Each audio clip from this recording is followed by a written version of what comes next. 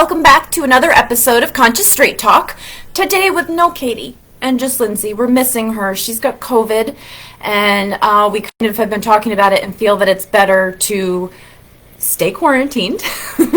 So she's going to be at home, and I put a call into Facebook. I don't understand what's happening. Usually I know you can go live together, but it's not letting me today. So hopefully she'll be back with us on Wednesday, but if not, she is coming back on Monday, and we have created a new set. We've got awesome topics coming up. We're going to be talking a lot about food and eating disorders during January. So you want to be sure to come back on Monday at, I think we're going to be doing it at 11 now. But anyway, today I want to talk to you guys a little bit about something. We started talking about this last week, and I know a lot of us are probably affected by it still today, and that's the holiday blues.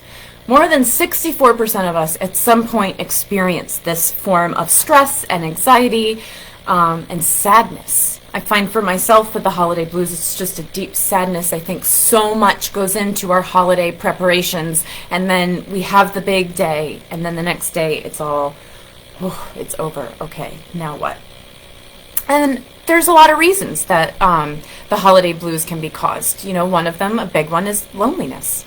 There's a lot of us that were lonely for the holidays, and you know, many people who are in my situation and sharing children, sharing custody, it gets really hard. And if you're living far away from your family and you've got to be on your own, that definitely triggers the holiday blues in a major, major way. Another big thing is that during this time of year, there is actually less sunlight. So that does affect us in a very great way and can create a lot more holiday blues and kind of depression, if you will.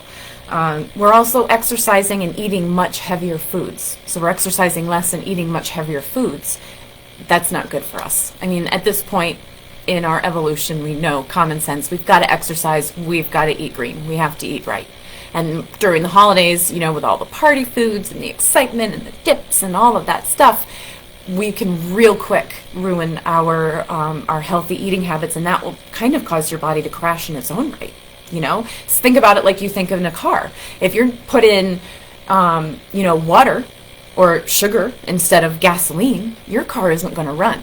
And your body is the same way. If you're constantly putting garbage in there, it's not going to run right. You're going to feel like crap. So that's something to be mindful of. Another major cause are past memories. During this time, we get a lot of reminders of lost loved ones, of holidays that once were, maybe holidays that are in our minds that never got to be, and that can all create a lot of depression in us. So that can be pretty hard. Lastly, we've got financial hardships. And I know for a lot of us, we talked about this with Katie on Wednesday, and this is one of her faults, is that she's just a spender. And a lot of us during the holidays can just start spending like crazy, and then we get all stressed out and upset when the bills come in January, and we're like, oh my goodness, what have we done?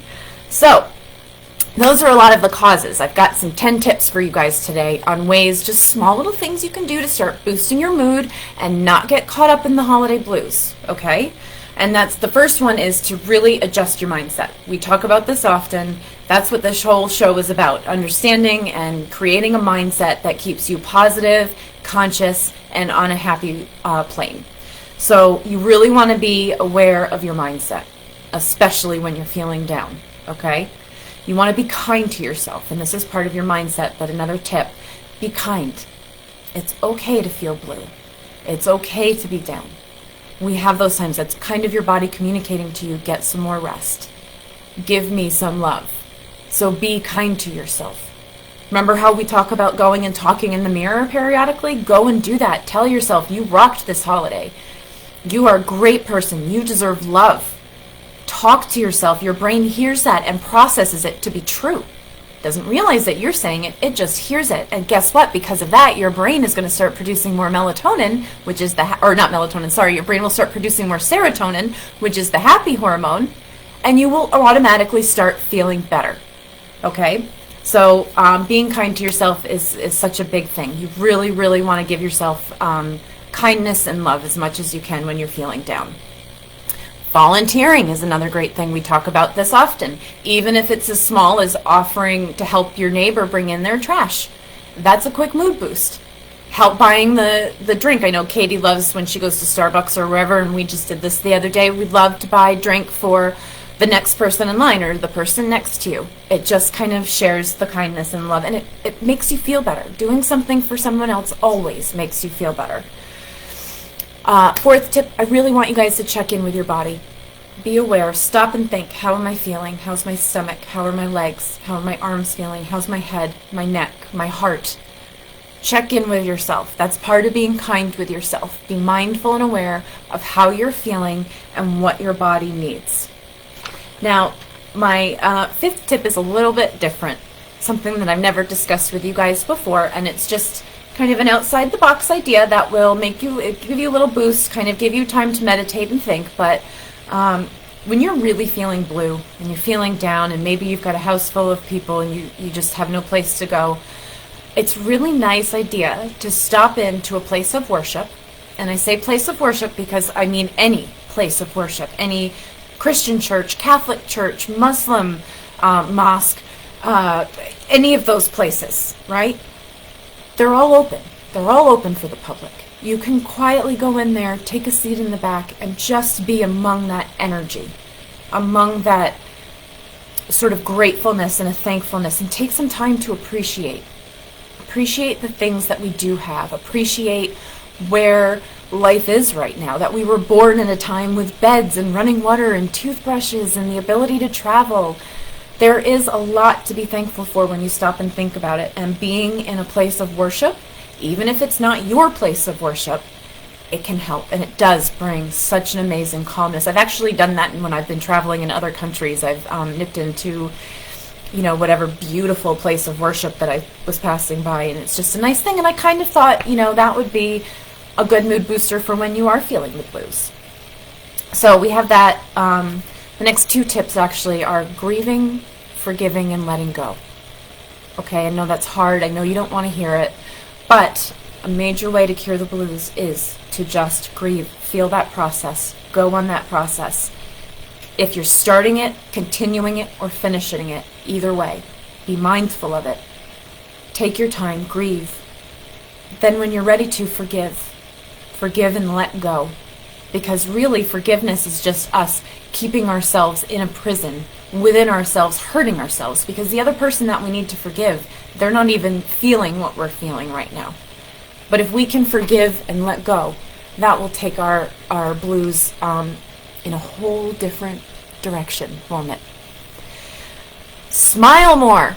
Smiling is contagious, and again, even just the simple act of forcing yourself to smile, even if you have nothing to smile at, but just making it happen, your brain actually does produce more serotonin from that smile, right? So it's all these little tips and tricks that we're learning on how to kind of gear your body and take advantage of this amazing supercomputer, if you will, that we call our bodies. So smiling more is definitely a small, and it's contagious. You make other people smile too, and suddenly you're all feeling on a little bit better path. Exercise. Get up, even if it's just a 10-minute walk outside, or, put on Netflix or Amazon and do one of those, 10, 15-minute yoga workouts. Whatever your jam is, go and do it. Get some exercise. I don't need to sit and explain to you guys. We've gone over this so many times. You know how healthy it will be and what a great mood booster it will be to get some exercise. And lastly, you guys, this one's really, really important. Biggest takeaway of all for this show today is, if you are feeling that blue, if none of these other tips are helping you out, and you're feeling that bad, please, please reach out. Call someone. You can call myself. Katie, though she may not be in studio with me today, she is definitely aware of the Facebook and answering any questions. You can reach out to her or myself at any time. Whether you need a life coach, a therapist, a psychiatrist, whoever it may be, a good friend that's inspiring to you and gives you good advice, reach out. Don't go it alone. You don't have to. And there is so much strength in numbers and community. You will feel so much better. So with that, I'm going to leave you guys for today. On Wednesday, we're going to talk about, if Katie's not here, I'm going to go and talk a little bit about the misconceptions of therapy with you guys, because I thought that would be kind of fun. And as always, I love your comments. We want to hear from you, so please comment, give this video a like, and I will see you all on Wednesday. Bye! Have an awesome day!